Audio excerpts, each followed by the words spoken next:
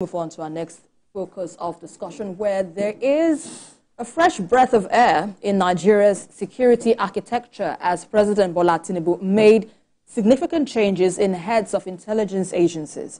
President Tinubu has appointed new directors general for the National Intelligence Agency, NIA, and the Department of State Services, DSS. Ambassador Mohammed is the new head of NIA, while Adeola Ajayi takes over as the DSS Director General. Now, these appointments followed the resignation of the previous heads and are part of President Tinubu's efforts to enhance security and intelligence operations across the country. Ajuri, let me come to you first on this. Now, what impact do you think now can this new intelligence heads now have on curbing kidnapping and insecurity challenges that we understand that's ravaging the country today? You know, in their letters of appointment, the president was very specific. He said he needs a surgical operation in collaboration with the Office of the National Security Advisor to our security architecture. I mean, the spate of kidnapping and terrorism is getting embarrassing. Look at right in the heart of Abuja over the weekend, Shiites, Muslims, I mean, maiming, butchering policemen, I mean, in broad daylight. This kind of developments, kidnapping right inside the heart of Abuja and along major expressways. So, it's something that we need to nip in the bud. And with the major changes to the heads of the two major intelligence agencies, that's the NIA and the DSS, and I think it's a step in the right direction. And the two gentlemen who has just been appointed should see it as a call to duty. That this new tour of duty is not just the one for rice and beans. It is for serious business, especially given the fact that Yusuf Bichi and Ahmed Abubakar were both appointed in 2018 by Buhari. So they have served 6 years. And the last 6 years, it's like probably they were getting fatigued or somehow. And you could see that something that I have never seen before, as videos went viral of DSS officials jubilating, I mean, over the removal or resignation or the placement of their boss. I mean, I found that funny. And I just hope that the new man at the DSS, Adeola Ajayi, will not get carried away by the euphoria of the jubilation that is welcoming his appointment. He should know that it's not a lot of work to do. It's not as if they love him so much, but that he should sit down and address key issues bordering on our security in collaboration with the Office of the NSA, the other security chiefs, and the NIA. Yeah, collaboration of sister agencies, no doubt, is key to address this issue. But then again, BKO, there have been discussions, so to speak, that the president needs to go beyond just, changing these heads of agencies, but a total overhaul, so to speak, of the security apparatus altogether if we're to address our security challenges right now. What do you make of this? It depends on what those people mean by that, because you cannot do an overhaul without change of personnel. It's just not going to happen. All of these heads of security agencies, they have their methods, they have their tactics, they have their policies that they've instituted. If it's not working, then you can't keep them for too long. President Buhari kept service chiefs for too long. What did we gain? Insecurity got a lot worse. People are tired of the service chiefs. For reasons best known to him, he clung to them. Some of them had clearly overstayed their welcome. Service chiefs are not political appointees. You pick them up as serving officers. And you kept them for so long that it was even beginning to affect morale of officers and men, because they stopped other officers from even rising. Because in the NDA, the pride of every set at NDA is for them to produce the Chief of Army Staff, for example, or Chief of Air Staff. But where somebody sits presiding over the promotion of officers and men, like 4 or 5 years, it's unparalleled. This makes no sense.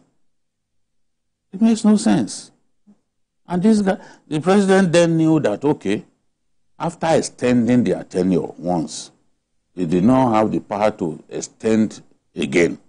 So he just stopped extending, but he left them there. You get the point? Right. When you extended... You've reached the last... And then you extended once. You didn't want to do something unparalleled by extending twice. You then sat back and you were watching. And security deteriorated. Are they the only people in the world who can secure our country, or in Nigeria who can secure our country? So the point that I'm making is, if people are not delivering, you show them the door. That's how it is done. And every president must be able to come up with KPI for his appointees. Even the present crop of ministers, there should be KPI for each and every one of them. Let them come and defend their stewardship. Let them come and show us what they've done. It should extend to the security heads of security agencies. Show me what you've done. Show me the difference that you've made. We can't appoint people to a position and just sit back and leave them to do what they like. If they are not performing, you just leave them. No. That's wrong, and that's why we do not make progress at the pace that we are supposed to make progress, because we are not doing the right thing. And we can't politicize everything. We can't politicize security. No. So I do not see how people can in one breath say the president should overhaul the security architecture, and you think it won't lead to bouncing of personnel. No. You've got to bounce some people off their positions, especially if you've been patient enough. You have your set goals. You've told them, this is what I want.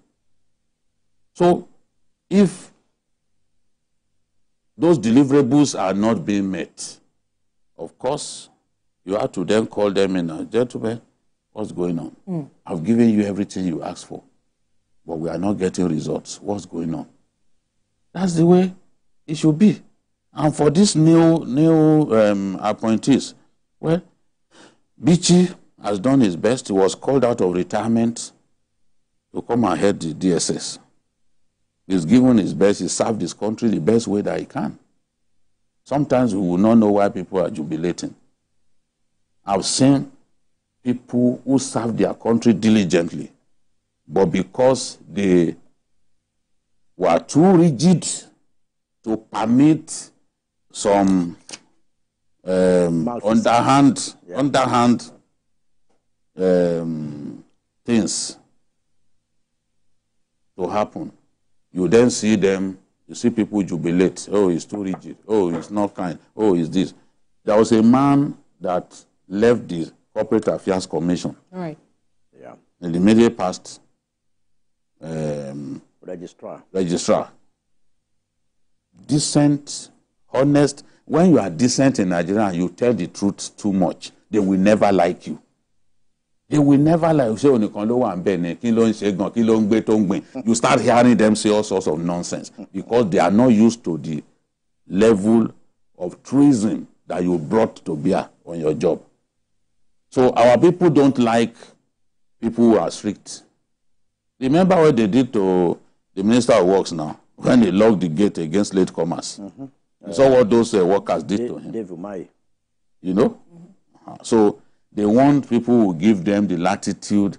You know, when you are a leader and you don't take prisoner, you are not prepared to be anybody's fool. They will not like you. This is what I've seen.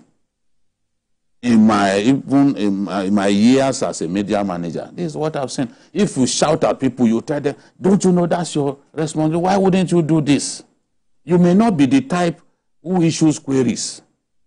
Maybe your own attitude is to do a verbal reprimand rather than do a query that may even cost somebody's job in the final analysis. If you cannot respond appropriately, they will still not like you. I'm not defending Bichi. I wasn't close to him. But I'm not moved by jubilation. This thing. I was telling someone, because in our life, when we see things happen, we see people jubilate. At least I'm closer to 60 now than 50. When we see people jubilate, it doesn't mean that the person is coming won't be worse than the one who left. The example is Ukraine. The people fought to bring in a president. They said, this was wrong. It's on record to be one of the worst presidents ever in Ukrainian history. They fought. They called it the Yellow Revolution. What did they call it at that time? You remember, Majid? They stormed their own National Assembly. They said, we want this person. It turned out to be a dud. One of the worst in their history. But this was the person they wanted. They were jubilating. They were going to kill themselves because of him. Sometimes you don't have what you want. So sometimes what you want is not what you want is not what is desirable. Absolutely. Yeah. You understand? Yeah. Might not be the best. It's not the best.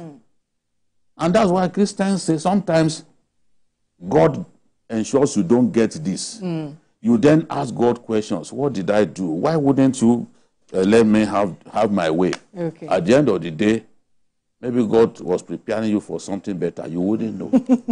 All right, let's quickly go on a break. Yes, I don't want to preach because I'm not. Don't need to preach right now. Yes, absolutely. I'm not but let's leave this discussion up for another time. We need to go on a break because we need some bills to pay. Let's go.